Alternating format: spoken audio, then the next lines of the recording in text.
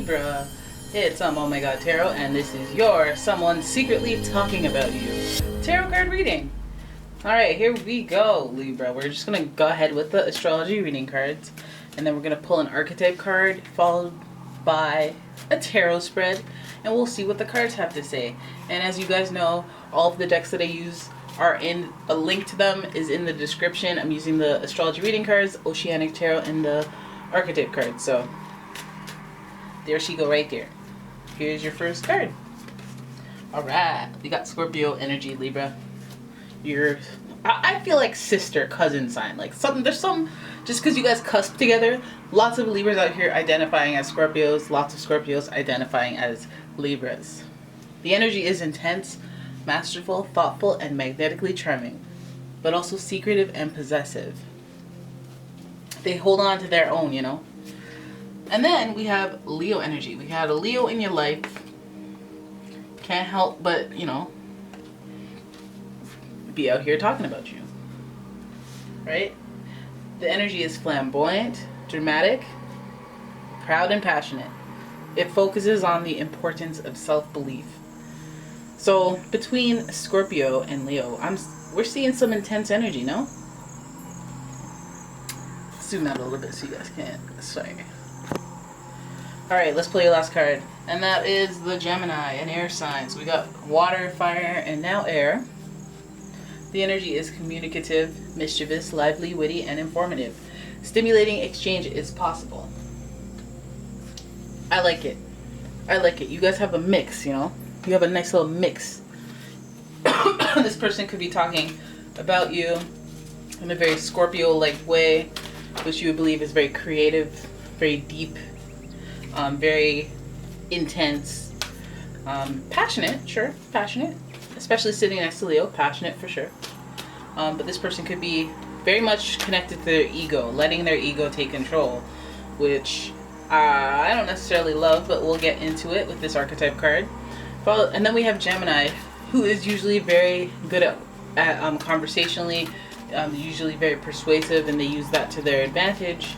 Again, we have a Leo energy here, so there's a little bit of the ego going on, and the charm and the charisma of a Gemini mixed with the intensity of a Scorpio. We got someone to get it talking. They want all the smoke. Here's their archetype card. Alright, this person's judging. Judge, light attributes, balancing justice and compassion, managing the fair distribution of power. Shadow attributes, offering only destructive criticism, misusing business, legal or criminal authority. So you know what that's about, like manipulating from your position of power. But you know, the light attribute is exhibiting compassion when you're in a position of power instead of being harsher. Some people choose either or, and it's like, who hurt you when you choose kind of to be a jerk when you also have power and fortune and all this stuff? It's like, why do you have to do that too? But whatever, this person talking about you, I don't like the looks of the judging and sitting next to that Gemini. But let's have a look at your tarot spread and see what's going on. Got the Ace of Swords, victory. We got the Tower, destruction. We got the Two of Cups, partnership, followed by the Six of Pentacles in reverse, which is not generosity, and then the Knight of Wands in reverse. One heck of a rollerblade. I mean, roller coaster. Ace of Swords to start. This is about a pivotal moment where the shifting of thinking is happening. This person is talking about you because there's a new idea or inspiration in the mix. They're thinking about you because it's like, oh, you know who could do it? Who? John! Oh, yeah, okay. And that is the Ace of Swords. And that thinking of you is a victory because you popped in for an opportunity. So let's think about that. But let's not forget that with new opportunities, if this person's talking to you about new opportunities or relative to a victory, yeah, that might shift some things. You know, how big is this victory? You know, because we do see Leo with that crown on the head, so we know it's a big ego boost. But we do see the Tower, and the Tower represents conflict, upheaval, a little bit of, yeah, destruction. The water isn't just wavy for style. It's going to be a little tumultuous for this journey. And so I guess with the victory comes some sort of like dramatics, some type of uncomfortable period of time. And so I guess this person's talking to you. I'm wondering if this person has had a victory of their own, and that has resulted in some sort of destruction elsewhere. Because the Tower is associated with Mars, and Mars rules conflict. So I'm wondering if this is a case where someone's gloating, you know, being flamboyant and dramatic. They've won something, so it means destruction for other people, or, you know, like the wrong person gets promoted, or, you know, there's a victory and it results in a partnership, and it's a wavy water merging happening. So we have the Two of Cups here, and I'm glad it says partnership, because we don't want to go automatically to love romantic relationship. This is like somebody that you have a connection with, but the road is a little windy, a little windy, which builds character, yes, but at the same time it's a headache. It's a little bit of a headache. I feel the reason that this person is a headache is because even though they're talking about you, they are not being very generous with you, with their resources. So I guess the people that they know, it's like they don't tell you about certain people they know. They know that you don't know some information, and they don't give you a heads up, or like, you know what I mean? Like they hold back. They're not generous in particular to you. I guess that's something you notice. And if the person that you know is a hater like that, then you know it's them that's talking about you. But this may be taking place at work. I feel like, you know, I know we don't have a lot of pentacles here, but it feels like a petty, like, you know, we could be I win, you gloat. It could be a friendship kind of thing that does that, but it could just be an adversary as well. But yeah, you would expect them to be talking about you, right?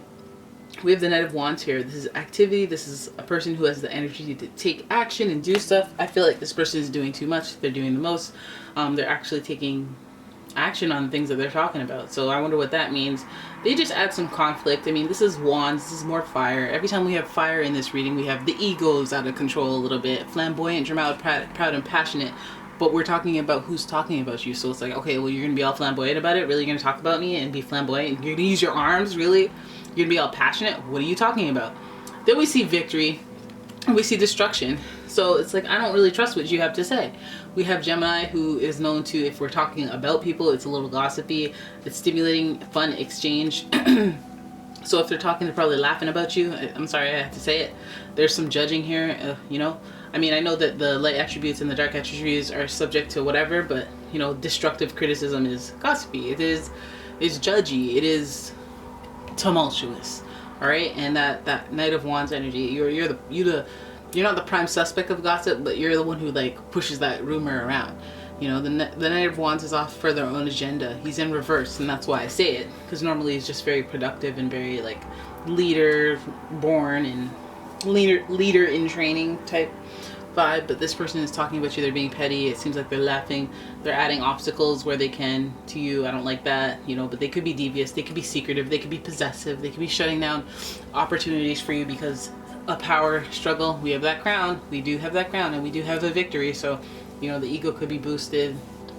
They could be secretly hating, secretly, you know, causing some destruction. But at the same time, we do still have partnership, positive. We do still have victory. So like, how can it be flipped completely upside down? It's not. It's just like this person's like adding minor inconveniences or just being a hater. You know, secretive, possessive, intense, masterful. When they feel betrayed, they're haters. Leo, same thing. Gemini, same thing as well. Ultimately, we're going with the judging. All right, so there it is. That is your reading. I hope you guys enjoyed it. If you did, please give the video a thumbs up and subscribe to the channel. And leave a comment if you feel like it. And if you'd like a personal reading, check out the description for a link to my website, as well as a link to my Etsy shop where I sell a bunch of candles and bath body products. Oh, I am winded. All right. I'll see you guys in the next one. Bye-bye.